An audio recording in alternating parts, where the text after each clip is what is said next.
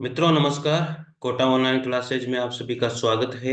मित्रों आज हम लोग यहाँ से शुरू करेंगे सूरदास से।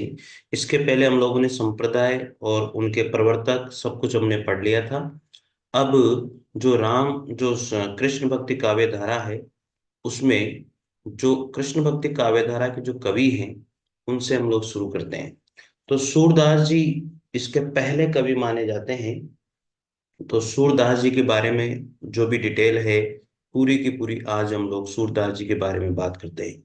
साथियों, सूरदास जी का जो जन्म है वो 1478 ईस्वी में हुआ था। कब हुआ? 1478 ईस्वी में। अगर मैं संवत की बात करूं तो विक्रम संवत 1535 ईस्वी में हुआ। और कहाँ पर हुआ? सीही नामक स्थान पर हुआ था। साथियों देखिए, अलग अलग लोग जो है अलग अलग बातें इनकी मानते हैं, इनके जन्म के बारे में। अब सिंह नामक स्थान पर साथियों कौन कौन लोग मानते हैं देखिएगा। डॉक्टर नगेंद्र जो है डॉक्टर नगेंद्र जो है इनका जन्म सिंह पर ही मानते हैं। डॉक्टर गणपति चंद्र गुप्त है, जो डॉक्टर गणपति चंद्र गुप्त, ये भी सिंह नामक स्थान पर ही मानते हैं। और तीसरे नंबर पर आते हैं डॉक्टर सत्येंद्र। कौन है?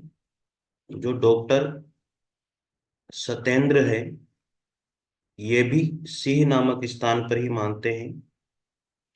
और प्रभुदयाल मित्तल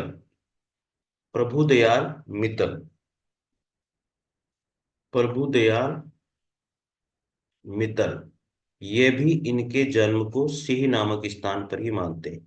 तो इतने लोगों ने, डॉक्टर नगेंद्र, गणपति चंद्र गुप्त, डॉक्टर सत्येंद्र और प्रभुदयाल मित्तल, ठीक है, इन सभी ने जो है सूरदास के जन्म को 1478 में और सिंह नामक स्थान पर ही माना है।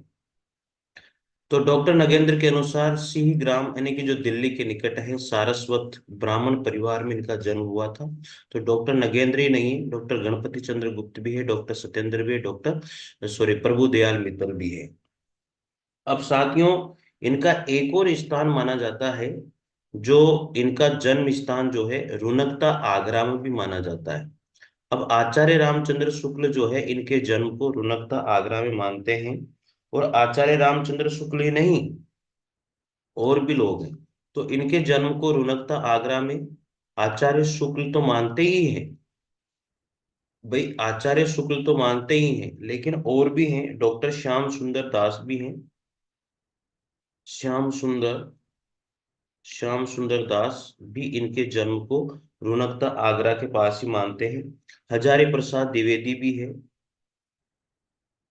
हजारी प्रसाद द्विवेदी, ये भी इनके जन्म को जो है यही मानते, रुनकता आगरा गौघाट के आसपास। राम कुमार वर्मा भी हैं, राम कुमार राम कुमार वर्मा भी इनके जन्म को यही रुनकता आगरा के पास ही मानते हैं। और एक हैं मिश्र बंधु, जो मिश्र बंधु है ये भी इनके जन्म को यही मानते हैं। तो साथियों ये बात आप याद रखना, देखो इनका जन्म तो 1478 में ही हुआ है, विक्रम संवत 1535 में ही हुआ है। लेकिन सिंह नामक स्थान जो है वो किसने माना जन्म? डॉक्टर नगेंद्र, गणपति चंद्र गुप्त, डॉक्टर सत्येंद्र और प्रभुदयाल मित्तल ने माना है। लेकिन जो इनका जन्म जो है रुनकता आगरा के आसपास किसने माना? आचार्य शुक्ल, श्याम सुंदर दास, हजारी प्रसाद द्विवेदी, राम कुमार वर्मा और मिश्र बंधुओं ने रुनकता आगरा के पास माना है। ठीक है, ये बात आपको याद रखनी है। और इनका जो जन्म है वो एक ब्राह्मण परिवार में हुआ था। ठीक है, ये बात आप लोग थोड़ा सा ध्यान रख लीजिएगा। इनकी जो भक्ति है, सूरदास की जो भक्ति है वो पुष्टि मार्ग भक्ति कहलाती है। हो जाएगा याद। लेकिन अगर हम मान्यता वाली बात करें तो इनकी मान्यता वाली बात है सी नामक स्थान पर इनका जन्म ऐसा माना गया है कि यही हुआ है। अब आगे है, एक और मानते हैं साथियों मथुरा क्षेत्र। लेकिन मथुरा क्षेत्र को इतनी कोई मान्यता नहीं मिली है। ये मथुरा क्षेत्र जो इनका जन्म माना है वो केवल एक ने ही माना है, मियाँ सिंह ने। किसने माना? मियाँ सिंह ने इनके जन्म को मथुरा क्षेत्र के आसपास माना था। लेकिन ये तो मान्यता वाली बात नहीं है। तो सी नामक स्थान पर ही इनके जन्म को सबसे ज्यादा मान्यता मिली है।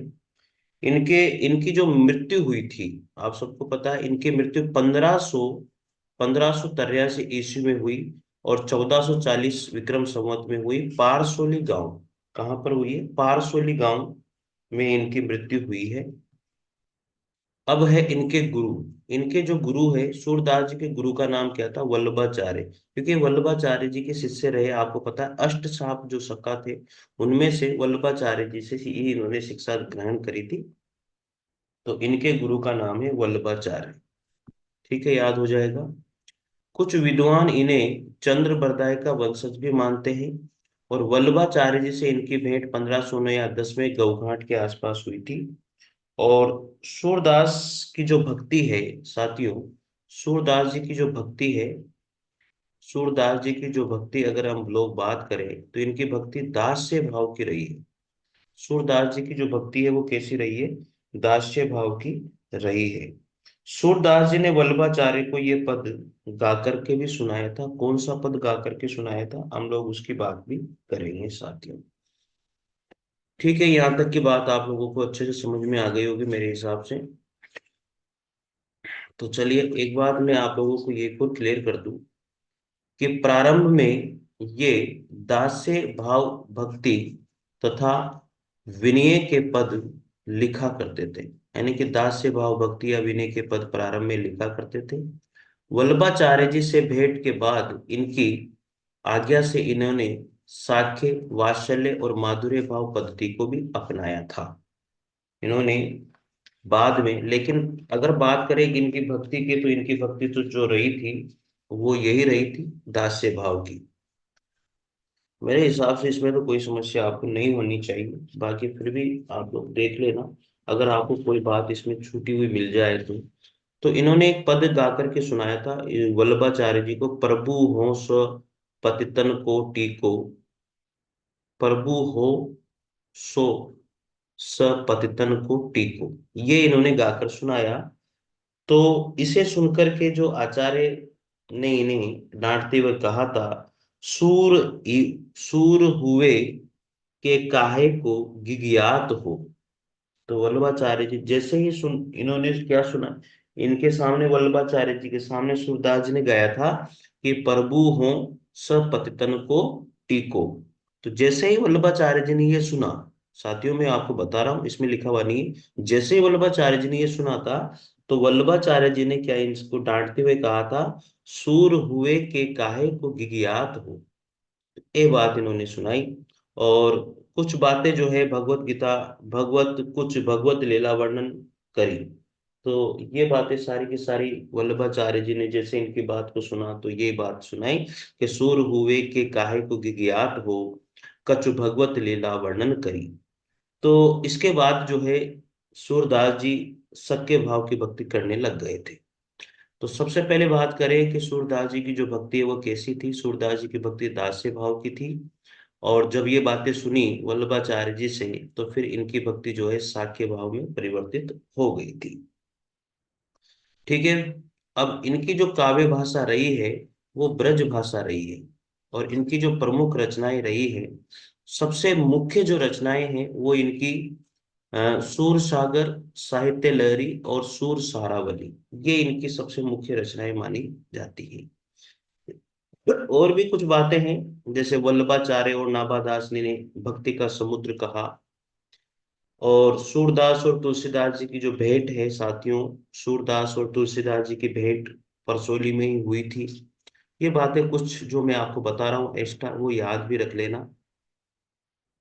सूरदास प्लस तुलसीदास, सूरदास प्लस तुलसीदास जी की जो भेंट हुई, इनकी जो भेंट हुई थी वो कहाँ हुई थी साथियों? परसोली में ही हुई थी। ठीक है, मेरे हिसाब से याद हो जाएगी। और वल्लभाचार्य और नाभादास ने इन्हें, सूरदास जी को, जो वल्लभाचार्य थे,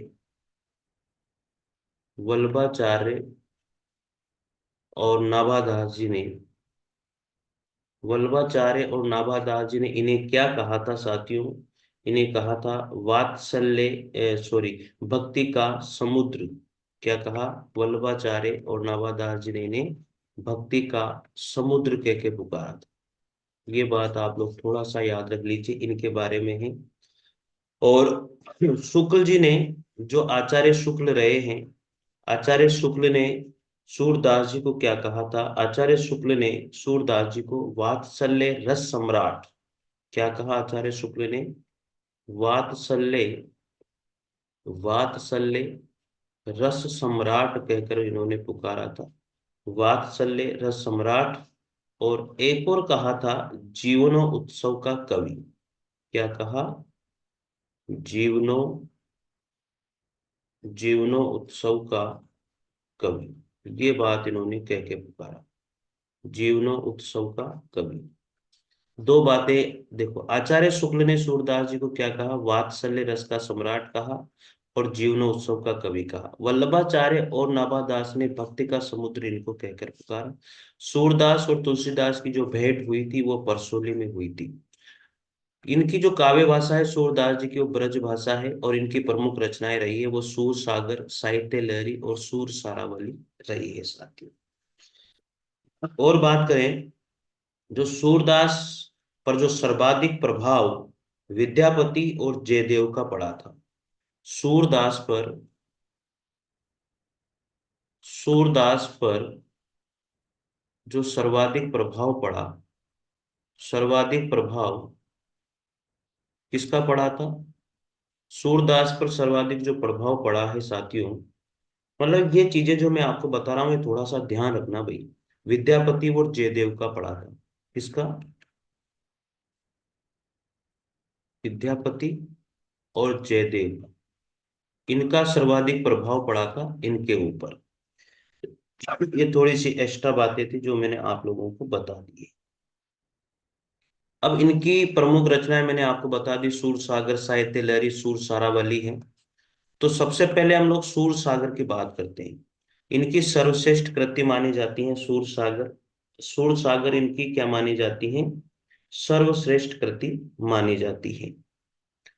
भ्रमर गीत प्रसंग और सूर सागर का ही एक भाग है। जो भ्रमर गीत जो प्रसंग है वो सूर सागर जो इनकी रचना है, सर्वश्रेष्ठ कृति इनकी रही है सूरदास जी की, उसका एक भाग है। इसका जो आधार स्रोत है वो श्रीमद् भागवत पुराण का 10वां स्कंद है।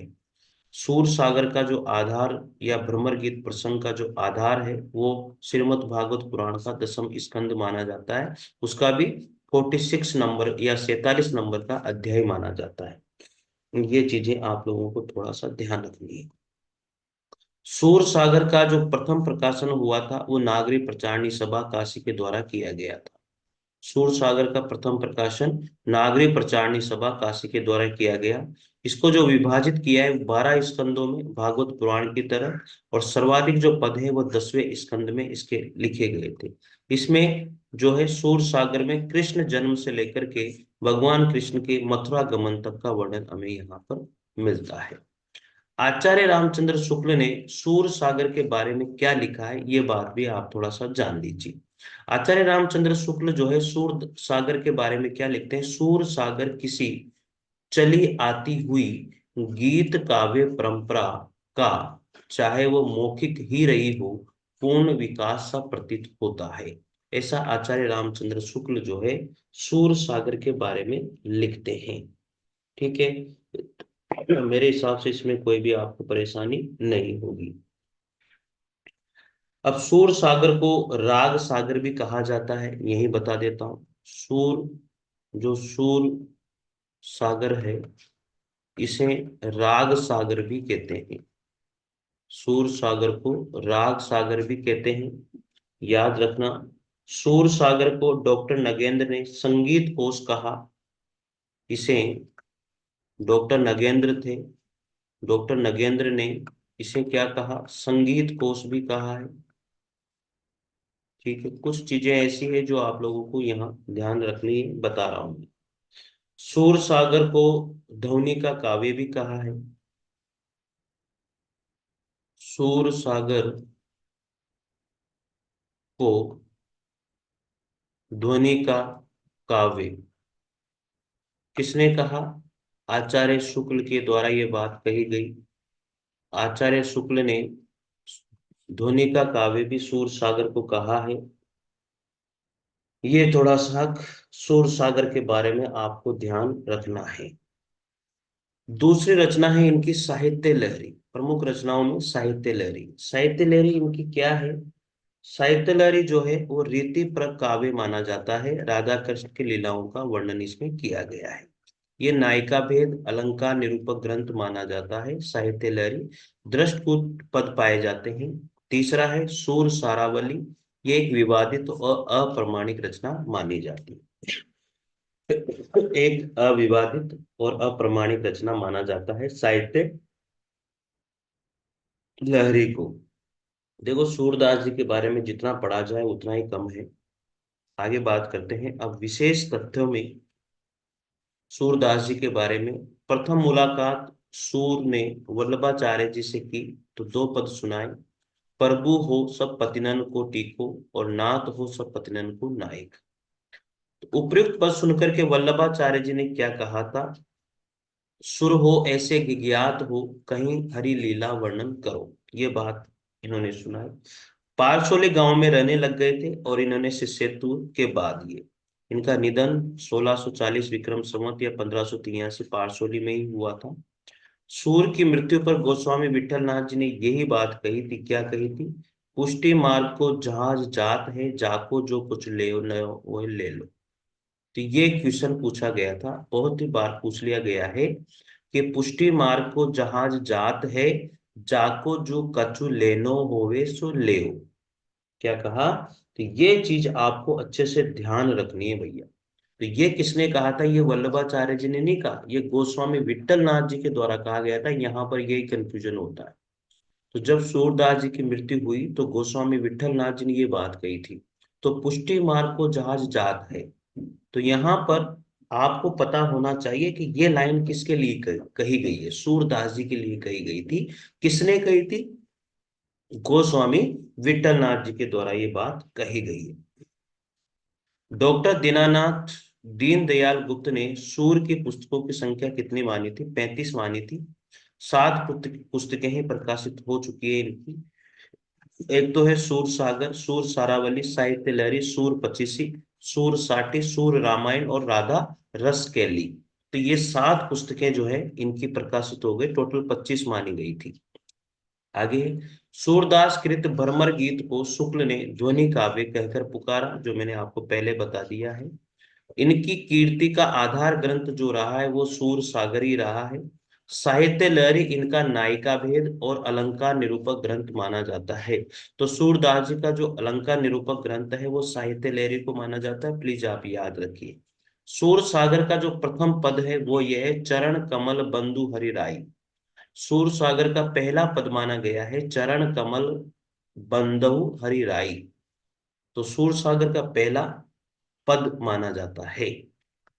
आगे है, सूरदास को वात्सल्य श्रृंगार और रस का क्या माना जाता है? सम्राट माना जाता है। वात्सल्य और श्रृंगार रस का इनको सम्राट माना गया। सूरदास के काव्य का सर्वाधिक मार्मिक और हृदय स्पर्शी जो प्रसंग है वो भ्रमर गीत ही है।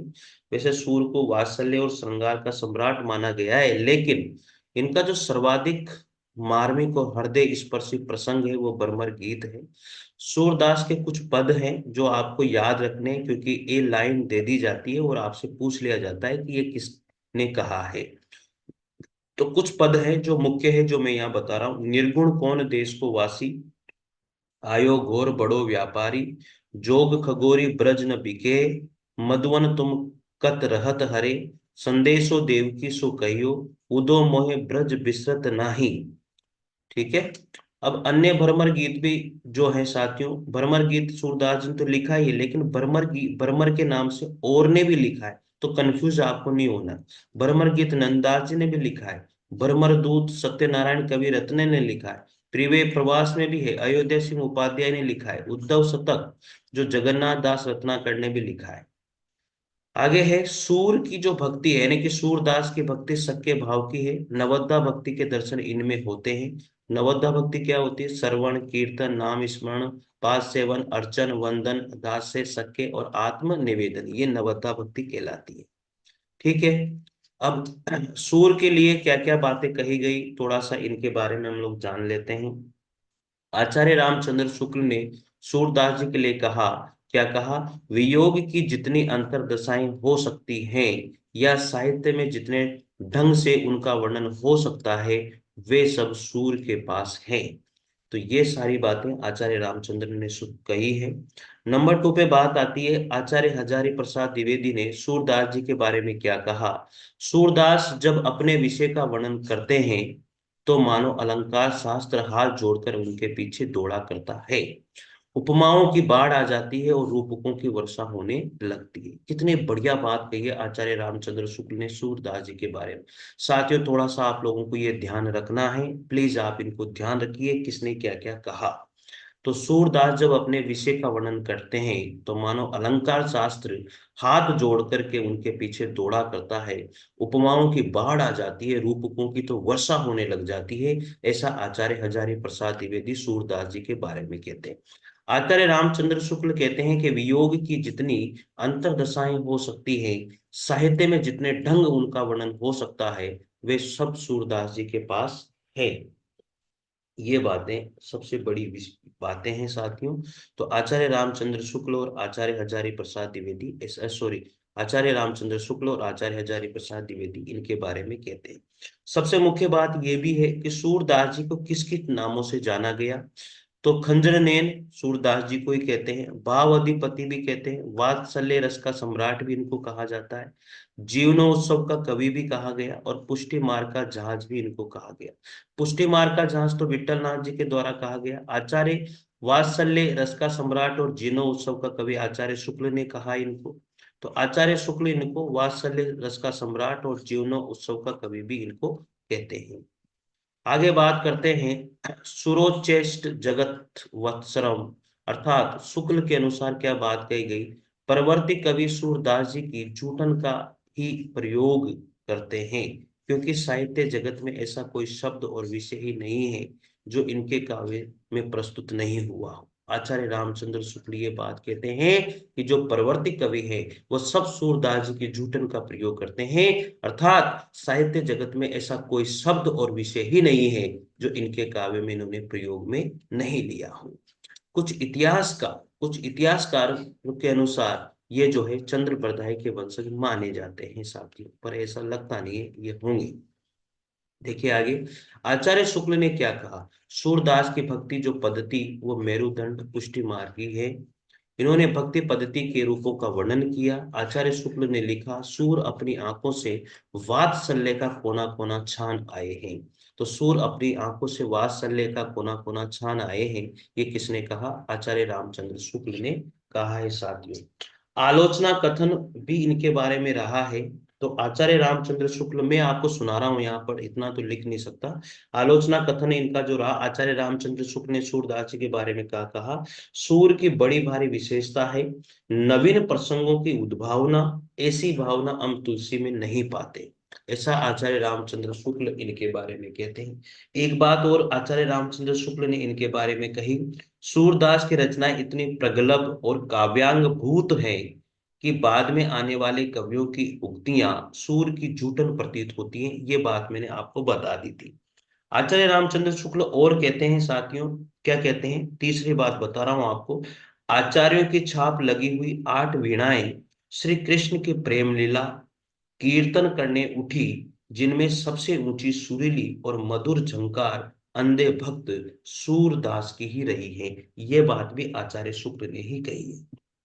एक बात और आचार्य शुक्ल ने कही, वात्सल्य और श्रृंगार के क्षेत्रों का जितना अधिक उद्घाटन सूर ने अपनी बंद आंखों से किया, उतना किसी और ने नहीं किया। इन क्षेत्रों का वे कोना कोना झांक आए हैं। ये बात मैंने आपको पहले भी बता दी है। तो साथ ही जितनी बातें मैं बोल रहा हूं ना, इनको भी सुन करके आप लिख लेना यार, इतनी बातें मैं लिख नहीं सकता। फिर आचार्य रामचंद्र शुक्ल और भी कहते हैं, सूरदास की रचना में संस्कृत की कोमल कांत पदावली और अनुप्रासों की वह छटा नहीं है जो तुलसी की रचना में दिखाई पड़ती है। ऐसा इनके बारे में आलोचना भी आचार्य रामचंद्र शुक्ल ने ही करी थी। ठीक है, मेरे हिसाब से इतनी सारी चीजें, बहुत सारी चीजें हैं। कितनी सारी चीजें आप लोग याद रखोगे। एक और बात बता देता हूं, आचार्य हजारी प्रसाद द्विवेदी क्या कहते हैं, सूरदास ने राधिका और श्री कृष्ण के प्रेम का एक ऐसा संपूर्ण चित्र खींचा है जो गीति काव्य के भीतर से महाकाव्य के रूप में प्रकट हुआ है। ये आचार्य हजारी प्रसाद द्विवेदी कहते हैं। आचार्य हजारी प्रसाद द्विवेदी ने एक बात और कही थी, वस्तुतः सूरदास ही ब्रज भाषा के प्रथम कवि हैं और लीला गान का महान समुद्र सूर सागरी उनका प्रथम काव्य है। ऐसा आचार्य हजारी प्रसाद द्विवेदी इनके बारे में कहते हैं। तो साथियों, ये कुछ चीजें हैं जो आप लोग थोड़ा सा ध्यान रख लीजिएगा। अब बात करते हैं, खंजन नेन वाली सारी बातें मैंने आपको बता दी है। अब दूसरे नंबर पर आते हैं साथियों कुंभन दास। कुंभन दास यहाँ पर दूसरे नंबर पर आते हैं। कुंभन दास का जो जन्म हुआ है वो 1400, कब हुआ, 1468 ईस्वी में कुंभन दास का जन्म माना जाता है। ये सारे के सारे जो है हम लोग कवि पढ़ रहे हैं, किसके कवि हैं, ये कृष्ण भक्ति काव्यधारा के कवि माने जाते हैं। तो कुंभन दास का जन्म 1468 में हुआ, अर्थात संवत की बात करें तो 1525 में। और ग्राम जो है वो जमुनावती मथुरा यूपी में हुआ। इनकी जो मृत्यु है वो 1583 1640 में इनकी मृत्यु हुई। और इनके गुरु भी वल्लभाचार्य जी ही रही है। इन्होंने गुरु दीक्षा 1492 ईस्वी में ली थी कुंभन दास जी ने। कुंभन दास जो है, कुंभन दास के पुत्र चतुर्भुज दास थे। कुंभन दास के पुत्र कौन थे, चतुर्भुज दास थे, भी अष्टछाप के ही कवि रहे हैं। ये अष्टछाप के कवियों में सबसे वरिष्ठ कवि माने जाते हैं, कौन, कुंभन दास जी। ठीक है साथियों। और दूसरे प्रमुख कवि माने जाते हैं, सबसे वरिष्ठ कवि और दूसरे सबसे प्रमुख कवि। नंबर 2 पे बात आती है, ये वल्लभाचार्य जी के अष्टछापी कवियों में सर्वप्रथम शिष्य 1492 में बने थे और माने जाते हैं, सबसे पहले शिष्य भी ये माने गए हैं। वे कृष्ण भक्ति शाखा की दार्शनिक पीठिका तैयार करने वाले कवि भी रहे हैं, कौन, कुंभन दास जी। आगे बात है सबसे इंपॉर्टेंट, सम्राट अकबर इनके पदों पर अत्यधिक मुग्ध थे। कुंभन दास के पदों पर, जो सम्राट अकबर थे वो कुंभन दास के पदों पर बहुत ज्यादा मुग्ध हो गए थे। और अकबर के बुलावे पर इनको फतेहपुर सीकरी भी जाना पड़ा था। अकबर और कुंभन दास जी की जो भेंट हुई फतेहपुर सीकरी में हुई थी। यहाँ इन्होंने अनासक्त भाव पद सुनाया था, भक्तन को कहाँ सीकरी सो काम। ये बात अकबर को इन्होंने सुनाई थी साथियों। आगे बात आती है परमानंद दास जी की। परमानंद दास जी का जो जन्म है वो 1493 में हुआ, अथा विक्रम संवत 1550 कन्नौज राज्य में हुआ था, एक ब्राह्मण परिवार में हुआ। और इनकी मृत्यु 1572 में हुई। इनका कुछ नहीं पूछा जाएगा, मैं आपको बता देता हूँ, इनका कुछ नहीं पूछा जाता। ठीक है, सूरदास जी की पूछी जाएगी सारी चीजें, इनकी तो कुछ रचनाएं वचनाएं इनके बारे में कुछ पूछ लिया जाए, लेकिन इनके जन्म मरण के बारे में कुछ भी नहीं पूछा जाता है। ये बातें थोड़ी सी का आप ध्यान रख लेना। तो परमानंद दास जो है, इनकी रचनाओं का संग्रह जो है परमानंद सागर में मिलता है। वो परमानंद के पद शीर्षक से इन्होंने संकलित करी है। ये सूरदास के बाद वात्सल्य रस का प्रयोग करने वाले कवि और दूसरे अष्टछापी कवि माने जाते हैं। जो परमानंद दास है, इनके अधिकांश जो पद है वो बाल लीला विषय माने गए हैं। ठीक है। इनकी जो भक्ति है, परमानंद दास जी की जो भक्ति है वो माधुर्य भाव की भक्ति रही है। इनका मुख्य जो पद है, राधे जू हारा वली टूटी, राधे जू हारा वली टूटी, परमानंद दास जी का सबके सबसे मुख्य पद माना जाता है। काव्य सौष्ठव यानी काव्यतु की पुष्टि से ये सूरदास और नंददास के बाद तीसरे अष्टछापी कवि माने जाते हैं। सबसे सूरदास जी, फिर नंददास जी और तीसरे अष्टछापी कवि ये माने गए हैं साथियों। और ये जो थे परमानंद दास जी, ये हमेशा अविवाहित भक्त थे। कौन से, ये अविवाहित, ये अविवाहित भक्त रहे हैं। ये बात थोड़ी सी आप ध्यान रख लेना। अविवाहित भक्त थे और इन्होंने अरेल प्रयाग में वल्लभाचार्य जी से ही दीक्षा प्राप्त करी थी। वात्सल्य रस का प्रयोग इन्होंने सबसे ज्यादा किया। सूरदास और नंददास के बाद इनका तीसरा स्थान आता है। और अष्टछाप के कवियों में सूर के बाद परमानंद दास दूसरे स्थान पर माने जाते हैं। और परमानंद सागर इन्होंने लिखा है। परमानंद सागर में लगभग 835 पद रहे हैं साथियों। कितने पद रहे हैं, 835 पद। तो ये नहीं पूछे जाते, पर थोड़ा सा ध्यान रख लेना भैया। और परमानंद दास की जो भक्ति है वो कौन सी भक्ति मानी जाती है? माधुर्य भाव की भक्ति मानी जाती है। ये बातें थोड़ी सी आपको, इनकी रचनाएं कौन कौन सी रही है? इनकी जो रचनाएं, परमानंद दास तो थी से, इनकी जो रचनाएं, परमानंद सागर कौन सी रचना थी? परमानंद सागर इनकी जो रचना तो रही ही रही है। और भी रचनाएं बता देता हूँ, परमानंद के पद, लेकिन ये इतनी मुख्य नहीं है। परमानंद के पद इतनी मुख्य नहीं है ये। तीसरे नंबर पर है दान लीला, ये इतनी मुख्य नहीं है। चौथे नंबर की बात करूं, ध्रुव चरित्र, ठीक है, ध्रुव चरित्र।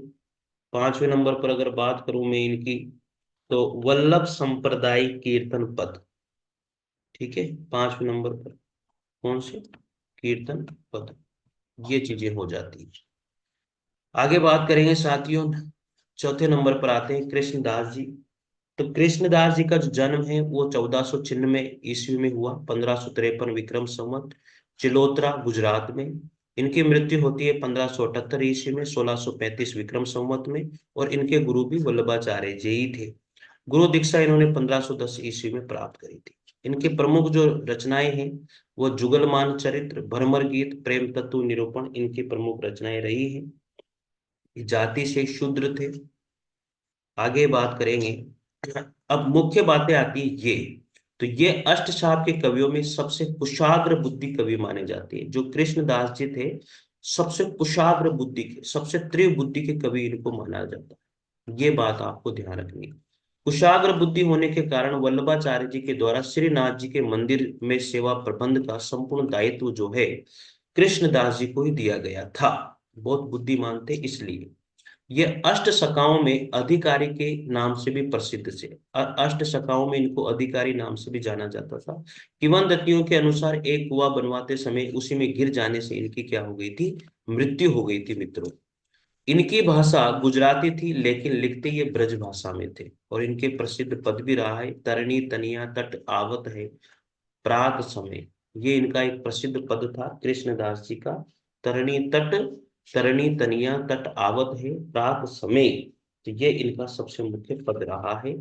और मैंने आपको बता दिए सारे, कुएं में गिरने से इनका निधन हुआ था। और ये कुआं बनवा रहे थे। अष्ट साहब में इनको अधिकारी के नाम से जाना जाता था। थोड़ा सा कि ये आप लोग ध्यान रख लीजिएगा।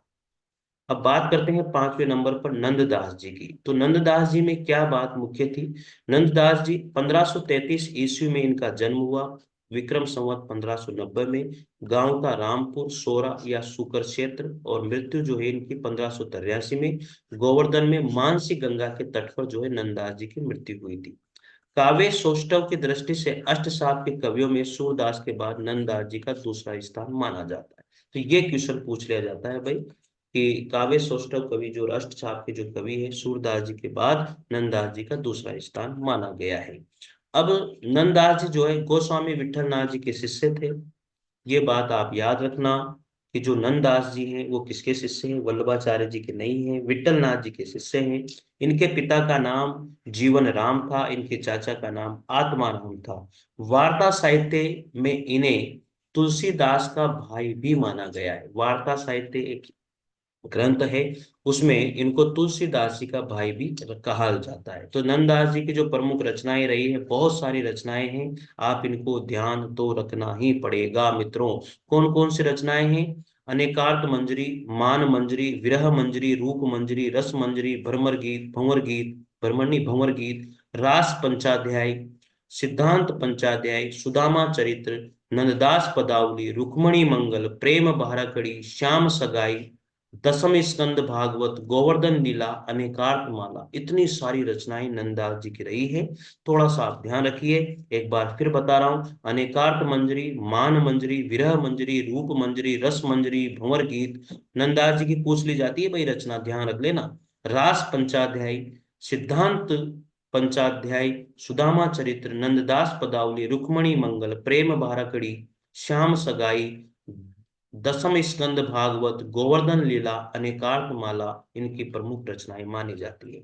इनकी दो गद्य रचनाएं भी थी, ये सारी की सारी पद्य है। दो गद्य रचनाएं, हितोपदेश और नासिकेत पुराण भाषा, इनकी ये दो गद्य रचनाएं रही हैं। नंददास जी की कुछ बातें जो मुख्य हैं वो यहाँ देखते हैं। अनेकार्थ मंजरी और मान मंजरी इनकी पर्याय कोश ग्रंथ माना जाता है। अनेकार्थ मंजरी और मान मंजरी को क्या माना जाता है? पर्याय कोश माना जाता है। विरह मंजरी को 12 मासा शैली या भावात्मक काव्य माना जाता है, विरह मंजरी को। रूप मंजरी को लघु आख्यानक काव्य कहा गया है। मित्रों, ये चीजें जो है पूछ ली जाती है, इसलिए मैंने आप लोगों को यहाँ वर्णन करके दे रहा हूँ। भंवर गीत, यह इनका परिपक्व दर्शन, ज्ञान, विवेक, बुद्धि, तार्किक शैली, कृष्ण भक्ति का परिचय काव्य माना गया है भंवर गीत। रास पंचाध्याय इनकी सर्वश्रेष्ठ रचना है और इसमें रोला छंद का प्रयोग हुआ है। रास पंचाध्याय सर्वश्रेष्ठ रचना रही है और इसमें रोला छंद का प्रयोग इन्होंने किया है। चलिए आगे बात करते हैं। उपयुक्त शब्द चयन, उनके सुष्ठव प्रयोग का कारण इनको जड़िया कवि भी कहा जाता है। तो ये ध्यान रखना कि जड़िया कवि के नाम से किसको जाना जाता है? जड़िया कवि के नाम से नंददास जी को जाना जाता है। आचार्य शुक्ल ने एक पंक्ति भी लिखी इनके बारे में, और कवि गड़िया और नंददास जड़िया। तो जड़िया कवि के नाम से किसको जाना जाता है? नंददास जी को जाना जाता है। ये बात याद रखना, और कवि गड़िया, नंददास जड़िया। किसने कहा? आचार्य रामचंद्र शुक्ल ने नंददास जी के बारे में कहा था। सिद्धांत पंचाध्याय जो है ये कृष्ण की रास लीला से संबंधित रही है, भगवान कृष्ण के रास लीलाओं से संबंधित है। सिद्धांत पंचाध्याय नंददास जी की रचना रही है। विशेष तथ्यों में नंददास जी के बारे में याद रखने योग्य बातें सारी की सारी मैंने लिख दी है एक साथ, आप थोड़ा सा ध्यान रख लीजिएगा। यह अष्टछाप कवियों में सबसे कनिष्ठ यानी कि सबसे छोटे कवि माने जाते हैं नंददास जी। जन श्रुतियों के अनुसार ये गोस्वामी तुलसीदास के चचेरे भाई भी माने गए हैं। जन श्रुतियों के अनुसार इनके पिता जीवाराम एवं तुलसीदास जी के पिता आत्माराम सगे भाई रहे। रूप मंजरी, नंदाज, ये पूछ ली जाती है, रूप मंजरी किसकी रचना है? नंदास जी की। रूप मंजरी एक लघु प्रेमाख्यान काव्य है जिसमें कृष्ण और रूप मंजरी का प्रेम वर्णन मिलता है।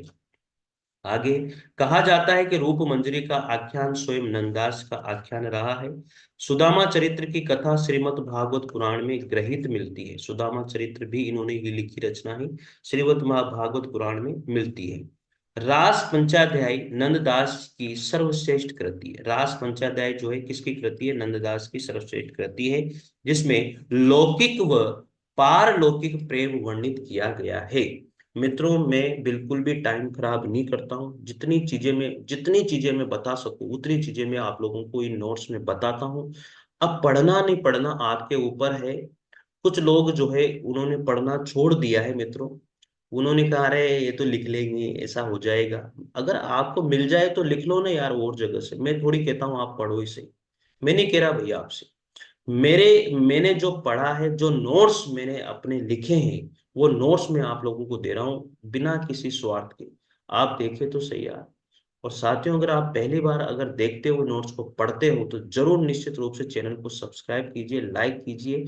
और ये सारे के सारे जो है टेलीग्राम चैनल पर आपको मिल जाएंगे ये पीडीएफ, तो आप वहां ज्वाइन कर लीजिए। ठीक है ना मित्रों, ये चीज भी थोड़ा सा आप ध्यान रख लीजिए। छठे नंबर पर बात करेंगे चतुर्भुज दास। चतुर्भुज दास का जन्म 1530 में हुआ, 1857 विक्रम संवत में। ग्राम जमुनावती गोवर्धन क्षेत्र में इनका जन्म हुआ था। ये जन्म मृत्यु इनकी नहीं पूछी जाएगी, सूरदास जी की पूछी जाएगी, ये ध्यान रख लेना। इनकी जो प्रमुख रचना है चतुर्भुज दास की, चतुर्भुज कीर्तन संग्रह, कीर्तनावली, दान लीला, द्वादश यश, भक्ति प्रताप, हित जू को मंगल और मधुमालती, ये चतुर्भुज दास की रचनाएं रही है सारे के सारे। थोड़ा बहुत इनको देख लेना, वैसे तो आज तक पूछी नहीं गई है। आगे है, ये कुम्मन दास जी के सबसे छोटे पुत्र माने जाते हैं चतुर्भुज दास। किसके? कुम्मन दास जी के सबसे छोटे पुत्र माने जाते हैं। इनका प्रमुख पद भी है, जसोदा कहा कहो हो बात, तुम्हारे सुत के कर्तव्य मोह पे कहत कहे नहीं जात। ये चतुर्भुज दास जी ने लिखा था, ये पद इनका मुख्य है, थोड़ा सा इसको आप लोग देख लेना। गोविंद स्वामी जो रहे हैं, 1505 ईस्वी में इनका जन्म हुआ, आंतरी भरतपुर राज्य के भरतपुर राजस्थान में। और मृत्यु 1585 1442 विक्रम संवत में।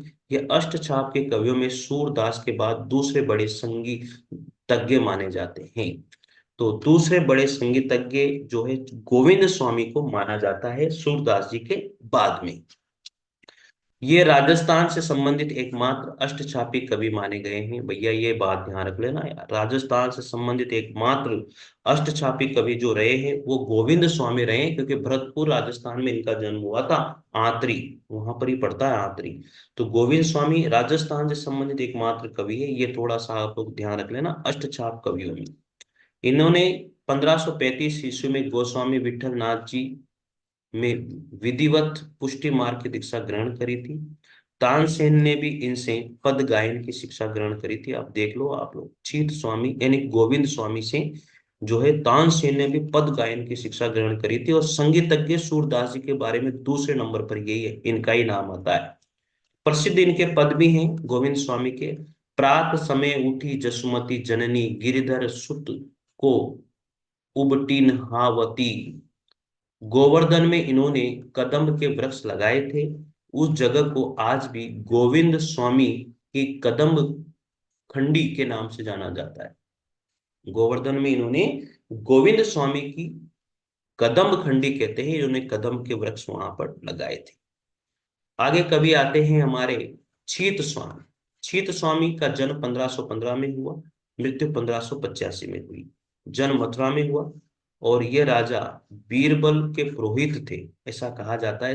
छीत स्वामी ये छीतू चौबे के नाम से भी प्रसिद्ध हुए थे। ठीक है साथियों। अब कृष्ण भक्ति काव्य धारा के अन्य कवि भी रहे हैं। तो कृष्ण भक्ति काव्य धारा में तो बहुत सारे मुख्य कवि थे और बहुत सारे लोग भी रहे। तो मीराबाई का नाम भी एक उनमें से गिना जाता है। कृष्ण भक्ति काव्य धारा में मीराबाई भी रही। तो मीराबाई का जन्म 1504 ईस्वी में मेड़ता के समीप फुड़की नामक गांव में हुआ। ये राठौड़ वंश से थी। इनके पिता का नाम, मीराबाई के पिता का नाम राव रतन सेन, इनके दादा का नाम राव दूदा। इनके गुरु जो थे मीराबाई के वो रेदास जी थे। इनका जो विवाह हुआ था मीराबाई का भोजराज से हुआ था। ये पुत्र थे राणा सांगा के। इनकी मृत्यु 1563 में हुई, किसकी, मीराबाई की। और ये चित्तौड़ छोड़ करके वृंदावन चली गई थी और वृंदावन से द्वारिका चली गई थी और द्वारिका में इन्होंने अपना समय व्यतीत किया था। मीराबाई की जो भक्ति है वो माधुर्य भाव की रही, दाम्पत्य भाव की रही और कांता भाव की रही। तो माधुर्य भाव की भक्ति इनकी गिनी जाती है। इनकी जो भाषा है वो राजस्थानी मिश्रित भाषा इनकी गिनी जाती है मीराबाई की। प्रमुख कृतियां मीराबाई की कौन कौन सी रही है? गीत गोविंद की टीका, नरसी जीरो मायरो, राग सोरठा के पद और रास गोविंद। साथियों ये चारों के चारों, पांचों की पांचों जो रचनाएं हैं वो आप लोग ध्यान रख लेना। गीत गोविंद की टीका, नरसी जीरो मायरो, राग सोरठा के पद और रास गोविंद, ये इनकी रचनाएं रही है मित्रों। मित्रों मेरे को आलतू फालतू चीजों से कोई मतलब नहीं है। मैंने वहां यहाँ वही चीजें लिखी है जो पेपरों में पूछी जाती है। सिलेक्टेड चीजें हैं और मैं ज्यादा इधर उधर की बातें नहीं करता हूँ साथियों। ज्यादा से ज्यादा नोट्स आप लोगों के पास पहुंचे, ये मेरी हमेशा इच्छा रहती है। ठीक है, आपको अच्छा लगे तो चैनल पर जुड़े रहिए, नहीं लगे तो कोई बात नहीं। इन्हें भक्ति के तपोबल की शकुंतला और राजस्थान के मरुस्थल की मंदाकिनी कहते हैं। भक्ति के तपोबल की शकुंतला और राजस्थान के मरुस्थल की मंदाकिनी भी मीराबाई को कहा जाता है। इनके पद हैं, बसो मेरे नयन में नंदलाल, विरहिणी बावरी सी भई, ये मीराबाई के पद ही है साथियों। थोड़ी सी रसखान के बारे में बात करें, क्योंकि रसखान भी जो है कृष्ण भक्ति काव्य धारा के कवि हैं। इनका मूल नाम रसखान का सैयद इब्राहिम, इनका मूल नाम रहा है रसखान का। क्या नाम था? सैयद इब्राहिम। इनका जन्म 1533 में हुआ। इनकी मृत्यु 1618 ईस्वी में हुई। इनका हिंदी के मुस्लिम कवियों में महत्वपूर्ण स्थान है। देख लो आप लोग, रसखान एक मुस्लिम थे लेकिन हिंदी के कवियों में बहुत महत्वपूर्ण स्थान रहा है। 252 वैष्णव की वार्ता में इन्हें महाप्रभु वल्लभाचार्य जी ने का शिष्य बताया जाता है। 252 वैष्णव की वार्ता में रसखान को महाप्रभु वल्लभाचार्य जी का शिष्य भी बताया जाता है। और रसखान ने जो दीक्षा, इनके गुरु थे गोस्वामी विठल नाथ जी से इन्होंने दीक्षा प्राप्त करी। इनकी कृतियां रही है रसखान के प्रेम वाटिका, दान लीला, सुजान रसखान और अष्टयाम। रसखान की कृतियां ये प्रेम वाटिका, दान लीला, सुजान रसखान और अष्टयाम, ये रसखान की कृतियां रही है। अगले कवि हैं इसमें कवि गंग।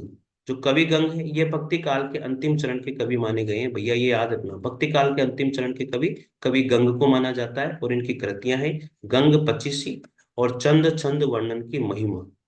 कि इन्होंने हिंदी में लिखी थी। छंद छंद वर्णन की महिमा किसकी रचना है? कवि गंग की है। और भक्ति काल के अंतिम चरण के कवि ये माने गए हैं। प्रथम गद्य रचना मानी जाती है चंद छंद वर्णन की महिमा, जो कवि गंग की है, प्रथम गद्य रचना मानी जाती है, लेकिन प्रामाणिकता इसकी भी आजकल संदिग्ध है। अगले हैं स्वामी हरिदास जी केलीमाल, इन्होंने लिखा। जयदेव कवि गीत गोविंद लिखा। रत्नाकर कवि उद्धव शतक लिखा। विठल नाथ और सर्वोत्तम स्तोत्र श्रृंगार रस मंडल इन्होंने लिखा था। तो मित्रों, ये जो मुख्य मुख्य बातें थी, सारी की सारी चीजें, कुछ चीजें छूट भी सकती है देखो, तो आप लोग अगर चाहो तो ऐड कर सकते हो। कृष्ण काव्य धारा की जो विशेषताएं हैं वो ये है कि देखो, कृष्ण काव्य धारा की विशेषताएं या प्रवृत्तियों की अगर बात करूं तो वो वही चीजें निकल के आती है जो हम लोगों ने अभी तक पढ़ी है, उनमें से ही निकल के आती है। देखिए, कृष्ण लीला का वर्णन इसमें था। बाल कृष्ण की उपासना भी रही है। कृष्ण का लोक रंजककारी स्वरूप मिलता है। प्रेम लक्षणा का हम लोगों ने प्रतिपादन इसमें किया है। चैतन्य संप्रदाय इसमें रहा, निम्बार्क संप्रदाय रहा, वात्सल्य और श्रृंगारस की बात हमने इसमें करी है। ब्रज भाषा की प्रधानता देखी गई है, ब्रज की लोक संस्कृति देखी गई है, संगीतात्मकता भाव इसमें रहा है, भक्ति भाव की प्रधानता है, मुक्त काव्य की प्रधानता है। ये सारी चीजें आप लोगों ने कहीं ना कहीं किसी न किसी कवि के बारे में आप लोगों ने उसके में पढ़ी लिया था। ठीक है। अब यहाँ पर एक चीज है, रामायण की तर्ज पर आधुनिक काल में पंडित द्वारिका प्रसाद मिश्र ने अवधी भाषा में कृष्णायन नामक प्रबंध काव्य लिखा। रामायण की तर्ज पर ही आधुनिक काल में पंडित द्वारिका प्रसाद ने कृष्णायन लिखा अवधी भाषा में।